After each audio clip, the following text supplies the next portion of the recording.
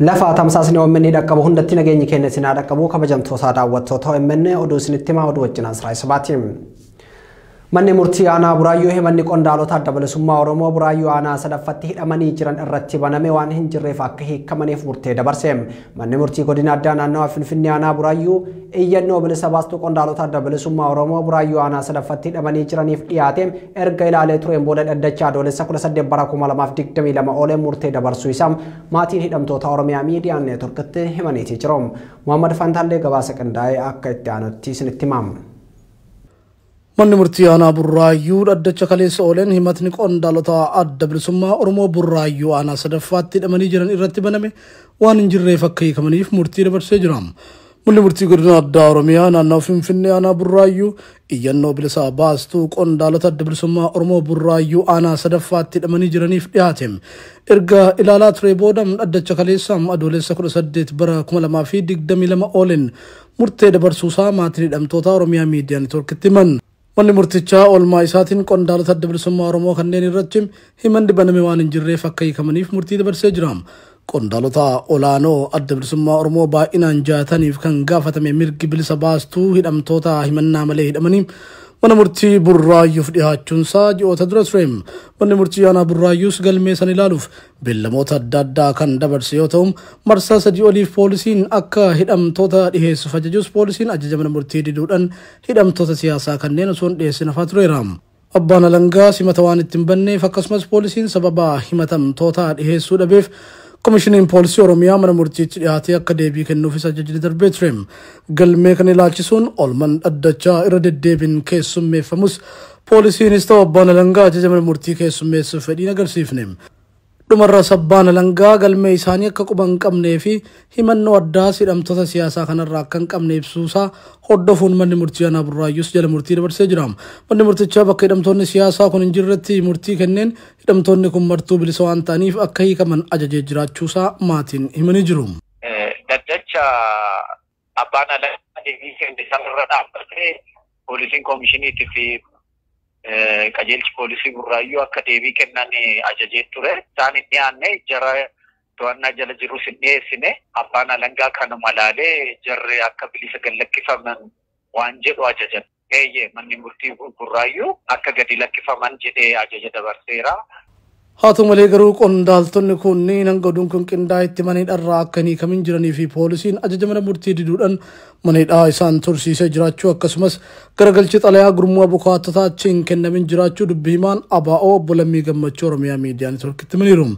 Dhimma kana ilaalchisuun miseensonni maatii hidhamtoota OMN dubbisem taateen akka kanaa haaraa akka hin taane himaniim kana duras yeroo adda addaatti manni murtii sadarkaa olaanaadhaa hanga aanaatti jiran bilisa isaan baasanii turanii jiru jedhu. Hidhaan qondaalota kanneenii kun hidhaa siyaasati kan jedhamaatiin hanga olaantummaa mana murtii hin kabajamnetti manni murtii mirga dhala namaa ni eega jennee abdii qabaachuu hin dandeenyu jedhu. Qondaalota kanneen keessaa obbo Daawwit Abdataa dhukkuba hamaaf saaxilamuun yaala dhoorgamanii dhibamaa jiraachuu tibbata mirga baasuun keenya kan yaadatamu yoo ta'u obbo Daawwit Abdataa hanga yoonaatti wal'aansa hin argatin jiraachuu fi dhibeen ammallee itti hammaachuu maatiin Oromiyaa miidiyaa neetworkitti himanii jiru. Wanti yaada argates hin jiru iyyaalchifna jennaanis hin kaa'amne egaa dhukkubaatuma jira dubbiinuma dhukkuba. Qondaalotni adda bilisummaa Oromoo mana hidhaa Buraayyuu aanaa sadaffaatti hidhamanii jiran kunniin obbo Abdii Raggaasaa, obbo Mikaa'el Booran, obbo Kennasaa Ayyaana, obbo Daawwit Abdataa, Dr. Gadaa Waljirraa, obbo Lammii Beenyaa fi obbo Gadaa Gabbisaati. Hospitaalli Riifeeraalaa Yuunivarsiitii Wallaggaa mooraa waraanaa erga ta'ee bubbulee jira jedhu jiraattonni magaalaa Naqamtee. Erga humnoonni waraanaa mooraa hospitaalichaa keessa qubsiifamanii as hospitaalichi wal'aanamtootaaf tajaajila qixa sirrii kennuu hin dandeenye jedhu jiraattonni gabaasa dabalataa Muhammad Fantaallee isinitti himamu. Jiraattonni Oromiyaa miidiyaa neetworkiif yaada isaanii kennan godina Wallagga Bahaa magaalaa Naqamteetti kan argamu hospitaala Riifeeraalaa Yuunivarsiitii Wallaggaatti namoonni dhukkubsatan hedduun godinaalee Wallaggaa afranii achitti yaalamu jedhan. Haa ta'u malee torban tokko as garuu raayyaa ittisa biyyaa humna addaa Oromiyaa fi garee shororkeessaa faannoo fidanii hospitaala kana keessa qubachiisuun rakkooleen hedduun uumamuu irraa kan ka'e wal'aanamtoonni ogeeyyiin fayyaa fi hojjettoonni hospitaalichaa sodaa hamaa keessa galanii jiru jechuun dubbatu. humnoonni waraanaa kunneen eega hospitaala kanatti galanii boodas siree fi firaashii wal'aanamaan irra ciisuufi kan hospitaalicha haaraa bitee galche hunda humnaan fudhachuun irra ciisaa jiraachuus maddeen dabalanii nuuf himan. Mooraa hospitaalaa Riferaalaa Yuunivarsiitii Wallaggaa kana keessa kan qubatan humnoonni mootummaa kunneen manneen duraan turan dabalatee manneen haaraa ijaaramaa jiran hedduutti galuun tajaajila dhukkubsattootaaf kennamu gaaga'aa jiru jedhanii jiru. Kana malees erga waraanni kun hospitaalicha keessa qubatee as meeshaaleen hospitaalichaa fi qabeenyi namoota dhuunfaa hedduun akka bades odeeffanneerra. Meeshaalee tajaajila hospitaalichaa hedduus akka caccabsan himanii jiru. Gochaawwan seeran alaa garaa humnoonni mootummaa kunneen mooraa hospitaalichaa keessatti raawwataa jiraachuu jiraattonni eeranii kanaanis qulqullinni hospitaalichaa akkaan sadarkaa yaaddessaarra gahuu ibsanii jiru. Maddeen keenya humnoota mootummaa keessaa akka jedhanitti humnoonni mootummaa sodaa cimaa waan waraana bilisummaa Oromoo irraa qabaniif mooraa hospitaalaa keessatti dahatan. Waraanni bilisummaa Oromoo hospitaala hin rukutum tilmaama jedhuun akka ta'es eeraniitiin jiru maddeen keenya. Naannawa magaalaa Naqamtee waraanni bilisummaa Oromoo hedduminaan socho'aa akka jiru jiraattotarraa odeeffanne. Oduu biraatiin waraanni bilisummaa Oromoo humnoota mootummaa irratti tarkaanfii fudhataa akka jiru beeksise. Waraanni bilisummaa Oromoo kaaba lixa Shaggar Salaalee aanaa warra Jaarsoo ganda Faajjee Ejersaa iddoo addaa Ejersaa jedhamutti guyyaa 3 dura haleellaa humnoota mootummaan bobbaase irratti raawwateen ajajoota lamaa fi dhukaasota diishqaa 3 dabalatee loltoota hedduu ajjeesuu beeksiseetii jira. Loltoonni mootummaan bobbaase hedduunis madaa'utu ibsame. Gama birootiin waboon lixa Shaggar godina Shawaa lixa aanaa Jalduu magaalaa Boonii seenuun humnoota mootummaa waliin wal waraanutu himame. Lola galgala sa'aatii 11 hanga 2tti tureenis humnoota mootummaa irraa hubaatiin cimaa geessisuu waraanni bilisummaa Oromoo beeksiseetii jira. Bifuma wal fakkaatuun waboon lixa Shaggar godina Shawaa lixa aanaa Alfaaxaatti buufataawwan waraana mootummaa irratti tarkaanfii fudhachuun himameetii jira. Waraanni bilisummaa Oromoo akka jedhetti tibbana tarkaanfii kan irratti fudhate kaampilee waraanaa Dirree Bareedaa, Kamisaa, Shangannee fi Bitaachaa jedhaman irratti haleellaa kanaan loltoota mootummaa irraa hubaatiin gahuu waraanni bilisummaa Oromoo himeetii jira. Aanaa Tokkee Kutaayyeettis humnoota mootummaan bobbaase irratti tarkaanfii fudhatameen humnoota mootummaa irraa hubaatiin gahuu beeksiseetii jira. Aanaa Amboo ganda Xuleetti wal waraansa waraana bilisummaa Oromoo fi humnoota mootummaa gidduu tureen immoo loltoonni mootummaa 9 ajjeefamuu fi 7 madaa'uu waraanni bilisummaa Oromoo hime. Lola bakkeewwan garaagaraatti waboo waliin taasifame kana ilaalchisuun hanga oduun kun qindaa'etti mootummaan waan jedhe hin qabu. Oduu biraatiin magaalaa Finfinneetti weellistoonni Oromoo adamfamanii hidhamaa jiraachuun himame. Jiraattonni yaada OMN'f kennan mootummaan waraana bilisummaa Oromoo waliin hidhataa qabdu jechuun dhalattoota Oromoo hidhaa fi ukkaamsaa jira jedhan. Humnoonni tikaa mootummaa guyyaa guyyaan namoota hordofanii ergaa gargar baafatanii booddee halkan qabuun as buutee dhalattoota Oromoo dhabamsiisaa akka jiran jiraattonni nutti himaniiti jiru. Weellisaa Kumarraa Darajjee, weellisaa Gurumee Buzuunaa, weellisaa Lammii Tasfaayee fi weellisaa Biqilaa Fiixaa guyyoota 3 darban kanneen ukkaanfamanii kan fudhataman yoo ta'u hanga oduun kun qindaa'etti as buuteen isaanii hin beekamne. Durataa itti aanaa waldaa haaromsaa Finfinnee Henook Dajanee mana murtiitti osoo hin dhiyaatin achi buuteen isaa dhabamuu maatiin himan. Durataa itti aanaa waldaa haaromsaa Finfinnee Henook Dajanee torbaan tokko dura haala yeroo wal qabatee jedhamuun qaamolee nageenya mootummaatiin mana jireenya isaatii qabamuun akka hidhamee maatii isaatti Addis Istaandaarditti hime. Erga hidhamee torbaan tokko ol ta'us ammallee mana murtiitti akka hin dhiyaanne inumaayyuu yeroo ammaa kana achi buuteen isaa akka dhabameedha maatiin kan himan. Jalqaba gaafa guyyaa qabamee sana humnoonni tikaa siivilii uffachuun dhufanii mana isaatii akka fuudhantu himame. Namoonni kunneen yeroo isa qabuuf dhufan waraqaa ajaja mana murtii kan hin qabnee fi waraqaa eenyummaatii kan nageenyaa ta'uu isaanii ibsuu qofa akka itti argisiisan maatiin himaniiti jiru. Erga ukkaamsanii deemanii booda poolisii wajjin deebi'anii mana isaa sakatta'uun faajjii bilisummaa Oromoo fi suuraa Jawaar Mohaammed arganne jedhanii mana hidhaatti akka deebisan maatiin ibsaniiti jiru.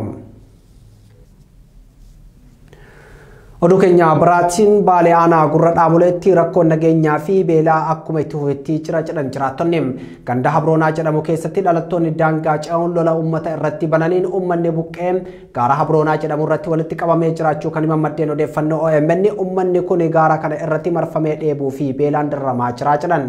Kanneen ganda Hokkoltuu irraa buqqa'uun aanaa Dalloomannaa qubatanis furmaata hin arganne haala naannicha jiru odeeffachuun gabaasa bal'aa qindeessinee jirra.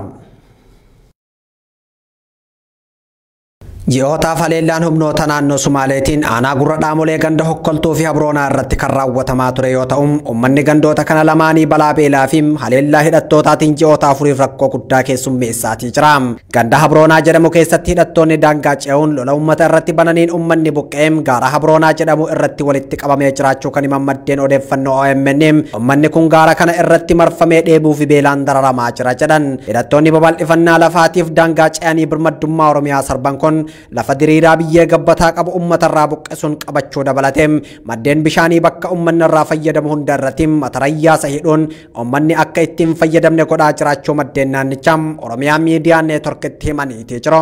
Jiraataan nageenya isaatiif maqaa fi sagaleen isaa akka hin caqafamne barbaadu tokko akka jedhetti ganda habroonaa bakka addaa turjii jedhamtu kan mootummaan naannoo Oromiyaa waggaa tokko dura boolla bishaanii itti qotuuf jalqabee dhaabe hidhattoonni naannoo Sumaalee irraa dhufan to'achuu hima. Lafti kun lafa diriiraa qonnaa fi horsiisa looniitiif ta'uudha jedha. Hidhattoonni kun meeshaa waraanaa gurguddaa fayyadamuun uummata qe'ee fi lafa isaa irraa kan buqqisan yommuu ta'u, manneen uummanni keessaa buqqee ibiddaan barbadeessus dubbateetii jira.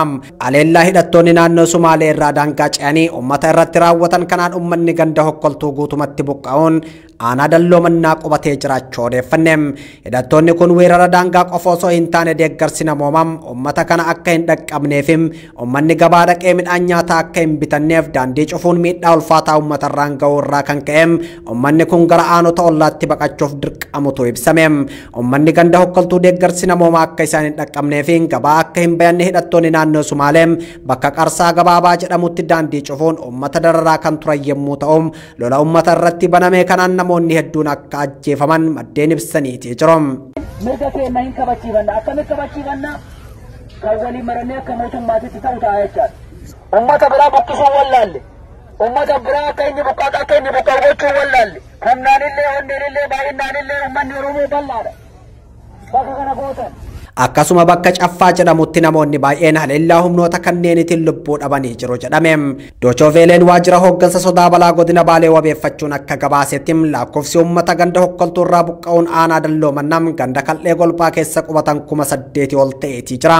Kana obsaanuu eeguun irra jiraataa uuma jedhu isin kaasuu barbaada. Kanarraa hafee isin jedhe qaamni garaagaraas jira. Hooggansi aanaa warri abbootii amantaa hooggantoonni bakka boonni uummataa bakka boonni dargaggoota hundi isaa uummanni.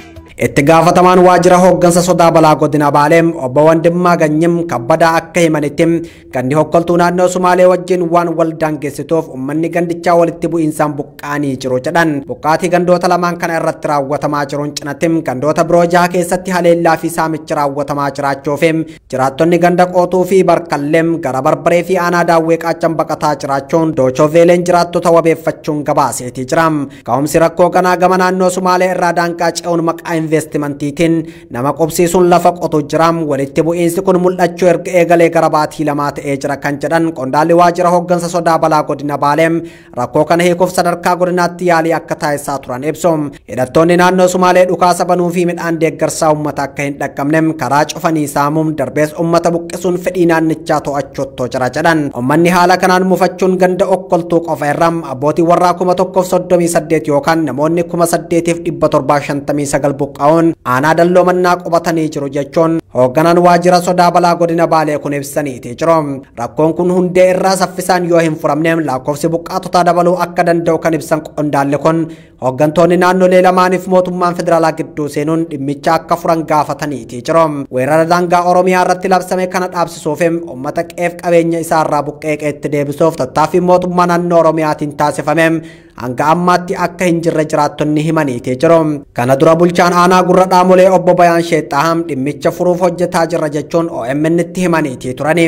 Kanaan ala dhimma kana irratti gaafatamaa bulchiinsaaf nageenya aanaa gurra dhaamolee obbo Muhammad Ibrahim Roobam itti gaafatamaa waajjira biltsiginnaanichaa obbo Waaqoo Taammiroofim bulchaa ganda habroonaa dubbisuuf yaaliin taasifne milkooyne. Dhimma kana irratti akkuma yaada isaanii arganneen kan isin biraan geennu ta'a. Godina Harargee lixaa aanaa hawwii guddinaatti sababa honqee mudateen hawaasni aanichaa beelaaf saaxilamuun himame. Akka maddeen odeeffannoo OMN himanitti hawaasni aanaa hawwii guddinaa jireenya isaanii horsiisa loonii fi qonnaa irratti kan hundaa'edha. Yeroo dheeraaf roobni dhabamuu irraa kan ka'e loowwan isaanii waan nyaatan dhabanii jalaa dhumuu jiraattonni himaniiti jiru. Yeroo ammaa gandoota aanichaa hedduu keessatti hawaasni loowwan jalaa dhume kun waan gurguratee midhaan ittiin bitatu dhabuu fi rakkoo qaala'insa jireenyaa akka guutuu biyyattii mudataa jiruun waan nyaatu dhabee haala yaaddessaa keessatti kan argaman ta'utu himame. Uummanni yeroo ammaa waan sooratu dhabee gargaarsas dhabuun rakkataa jiru kun midhaan facaafatee aduudhaan jalaa gubatee kan jiru ta'uu fi hegereen isaa akkaan yaaddessaa ta'uu maddeen himaniiti jiru. Haalli jiru hammaachuun osoo gaaga'ama lubbuutti hin ceene gargaarsi hatattamaa akka isaan barbaachisus dhaamameeti jira. Oduu gama Majlisa Itoophiyaatti yoo dabarru manni marii dhimmoota Islaamummaa Itoophiyaa koree hojii raawwachiiftuu waggaa 3 tajaajilan filachuu isaa ifoomse. Yaa'iin waliigalaa biyyaalessaa jijjiirama dhaabbatummaa fi tokkummaa musliimoota Itoophiyaa marsaa lammaffaatiif guyyaa kaleessaa geggeeffame irratti jijjiirraan koree hojii raawwachiiftuu turtii waggaa 3 turuu taasifameeti jira. Koreen haala mijeessituu kana dura ji'a 3 filamee tures yaa'ii waliigalaa kaleessa adeemsifameen gara koree dhaabbiitti jijjiiramuun muudamni mirkanaa'uu ibsameeti jira. Guyyaa kaleessaa manni marii Islaamummaa Itoophiyaa yaa'ii waliigalaa adeemseen Sheek Haji Ibrahim Tufaa pirezidaantii taasisuun waggaa 3 kan filate yoo ta'u, Sheek Abdul Karim, Sheek Badraddiin fi Abdul Aziz Abdul Walal itti aanaa pirezidaantii taasisuun filachuun Sheek Hamid Musaa immoo barreessaa godhachuun filateetii jira. Yaa'ii waliigalaa mana marii dhimmoota Islaamummaa Itoophiyaa kanarratti bakka buutonni guutuu biyyattii irraa argamuun kan himame yoo ta'u, filannoon hooggantoota majlisichaa waggaa 3 dhufaniif dursaniif toominaan geggeeffameetii jira. Oduu Somaaliyaa argannetti yoo dabarru baqattoonni Oromoo biyya Somaaliilaandii magaalaa Hargeysaa jiraatan dararaan humnoota nageenya mootummaatiin irratti raawwatamaa jiru hammaatee itti fufuu himan. Dararaa nurra gahaa jirtuuf qaama furmaata nuuf kennu dhabnee haala hammaataa keessatti argamna jedhanii jiru. Na'imaa Umar isaan dubbisuun waan qindeessite qabdi. Akka baqattoonni OMN dubbise himanitti qaamonni mootummaa biyyattii mana jireenyaa akkasuma iddoowwan hojii fi gabaa keessatti baqattoota kanneen reebicha irratti raawwachuun mana hidhaatti darbataa jiru. Erga hidhanii maallaqa guddaa gaafatuu jaani reebicha hamaa isaanirra gaheen kanneen qaamaa hir'atan baay'een manneen hidhaa biyyattii keessatti akka argamanis odeeffannee jirra. Kana malees akka waan Oromoon hammeenya qabduu fakkeessanii olola dharaa ummata keessa facaasuudhaan akka jiraattonni biyyattii nu jibbaniif nurratti kakaasaa jiru kan jaan lammiileen kunneen karuma hundaanuu of nu jibbisiisaa jiru jiru. Gama birootiin waajirri dhaabbata mirga baqattootaaf falmu UNHCR bara 2021 irraa kaasee hanga ammaatti isin hin galmeessinu jechuun galmee nu dhoorgee jira jaani. Kanumaan walqabatee daa'imman keenya tajaajila waajirri UNHCR kun daa'imman baqattoota biroof kennaa jiru kanneen akka tajaajila fayyaa fi barnootaa argataa hin jiranii kan jaan baqattoonni kunneen haalli keessa jirru yaaddessaadha jaani. Gara biyyaa isin galchina jechuun namoonni qaamota mootummaa kanaan qabamanii konkolaataatti fe'aman hedduun osoo bakka hin gahin daangaa irratti gadi naqamaa jiru kan jaan maddeen isaan keessatti daa'immanii fi dubartoonni kan argaman ta'uu ibsani. Rakkoo hammaataa keessummeessaa jiraachuu kan himan dhalattoonni Oromoo kun rakkoo biyya tana keessatti nurra gahaa jirtu tanaaf qaama furmaata nuuf kennu dhabnee jirraa jaani. Rakkoon harkaanu qabdu baay'ee fi akkaan hammaataadha waan ta'eef ummata Oromoo bal'aarraa gargaarsa hatattamaa barbaannaa jechuun dhaammataniiti jiru. Dhalattoonni Oromoo biyya Somaaliilaand magaalaa Hargeysaa jiraatan. Dhumarratti oduu ispoortii. Shaampiyoonaa atileetiksii addunyaa 18ffaa Ameerikaa Oreegaanitti dorgomamaa jiruun Itoophiyaan hanga ammaatti warqii 3 fi meetii 3 walumaa galatti meedaaliyaa 6 argachuun addunyaa irraa lammaffaa irratti argamti. Atileetonni Itoophiyaa koorniyaa lamaaniinuu biyya isaaniif meedaaliyaa kan argamsiisan yommuu ta'u atileet Taamiraat Tolaam, atileet Gooyitaa Tom Gabrasillaasee fi atileet Latasambat Gidaay atileetota meedaaliyaa warqee Itoophiyaaf argamsiisanidha. Moosinnat Garramuu, Gudaaf Tsaggaayee fi Lammeechaa Girmaa immoo atileetota meedaaliyaa meetii Itoophiyaaf argamsiisanidha. Maddeen garaagaraa wabeeffachuun gabaasa bal'aa qopheessinee jirra. Shaampiyoona atileetiksii addunyaa 18ffaa Ameerikaa Oorigaanitti dorgomamaa jiruun Itoophiyaan fageenya garaagaraatiin meedaaliyaa 6 argatteetii jirti. Fageenya meetira 10,000 fi maaraatoonii warqee kan argatte Itoophiyaan fiigicha gufachiisaa meetira 3,000 fi fiigicha meetira 1,500 akkasumas maaraatooniin meedaaliyaa meetii argachuun Ameerikatti aanuun meedaaliyaa lammaffaa irratti argamti. Fageenya meetira 10,000 atileetota ciccimoo akka Siifana Sanfaa wajjin kan dorgomte atileetiin Itoophiyaa Lata Sanbat Gidai fageenyicha daqiiqaa 30 sekondii 9 maayikiroo sekondii 94 xumuruun Itoophiyaaf meedaaliyaa warqii jalqabaa yoo argamsiiftu mo'achuun ko'anaaf gammachuu guddaadha jette. Dorgommii maaraatoonii shaampiyoona atileetiksii addunyaa 18ffaa dilbata darbe adeemsifame irratti atileetota jajjaba kan hirmaachifte Koomaandar Daraartuu Tulluu meedaaliyaa warqiif meetii argachuun fageenya kana goolabde. Atileetiin Itoophiyaa Taammiraat Tolaa dorgommii maaraatoonii kanaan kiiloomeetira 32 irratti atileetota kaawwan gatuun sa'aatii 2 daqiiqaa 5 sekondii 36 xumuruun meedaaliyaa warqee lammaffaa Itoophiyaaf argamsiise. Atileet Taammiraat Tolaa Itoophiyaaf warqee argamsiisuu qofa osoo hin taane riikaardii fageenyichaa atileetii Keeniyaa Abeel Kiruuy jedhamuun bara 2019 qabame cabsuun riikaardii biraa galmeessisiiseetii jira. Abeel Kiruuy bara 2009 fageenya kanaan sa'aatii 2 fi daqiiqaa 6 sekondii 54 xumuruun abbaa riikaardii kan ta'e yommuu ta'u atileet Taammiraat Tolaa ganna 13 booda riikaardii kana cabsuun fageenyichaan sa'aatii 2 fi daqiiqaa 5 sekondii 36 galuun injifateetii jira. Bara 2017 shaampiyoona atileetiksii addunyaa Laandon irratti lammaffaa kan bahe Taammiraat Tolaa warqee argachuu kootti gammadee jira. Uummanni kiyyas naaf gammadee jira jechuun yaada kenne. Addatti ammoo pirezidaantii Federeeshinii Atileetiksii Itoophiyaa Koomaandar Daraartuu Tulluu fi leenjisaa isaa galateeffatee jira. Atileet Taammiraat Tolaa atileetiin Itoophiyaa Biraamoo Sinnat Garramuu Taammiraat Tolaatti aanuun lammaffaa bahuun yoo xumuru atileetiin Beeljiyeem Bashiir Abdii sadaffaan xumure. Fageenya wal fakkaataa dubartootaatiin atileet Gooyitaatoom Gabrasillaasee sa'aatii 2 daqiiqaa 18 sekondii 11 xumuruun Itoophiyaaf warqee sadaffaa argamsiifte. Atileetiin Keeniyaa Juudit Kooriin lammaffaa atileetiin Israa'el dhalattuu Keeniyaa taate Loonaa Saalpiitar sadaffaa bahuun xumuraniitii jiru. Atileet Gooyitaatoom Gabrasillaasee dorgommicha booda yaada kenniteen wanti hundi nagaa ta'e akka haadhaa fi abbaan koos gammadan barbaada jette. Atileetonni fageenya garaagaraa lammaffaa bahuun Itoophiyaaf meedaaliyaa meetii argamsiisan atileet Sinnat Garramuu fiigicha maaraatooniin atileet Gudaaf Tsaggaayee fiigicha dubartootaa meetira 5,500 atileet Lammeechaa Girmaa ammoo dorgommii gufachiisaa meetira 3,000 lammaffaa bahuun Itoophiyaaf atileetota meedaaliyaa meetii argamsiisanidha. Uummanni Itoophiyaa injifannoo atileetonni Itoophiyaa goonfataa jiran miira gammachuun simataatii jiru. Tolee kabajamtoota daawwattoota Oromiyaa Miidiyaa Neetworkii oduun har'aaf jennee kana fakkaataa qophiileen OMN itti fufuu qama kiyyaan turtii gaarii.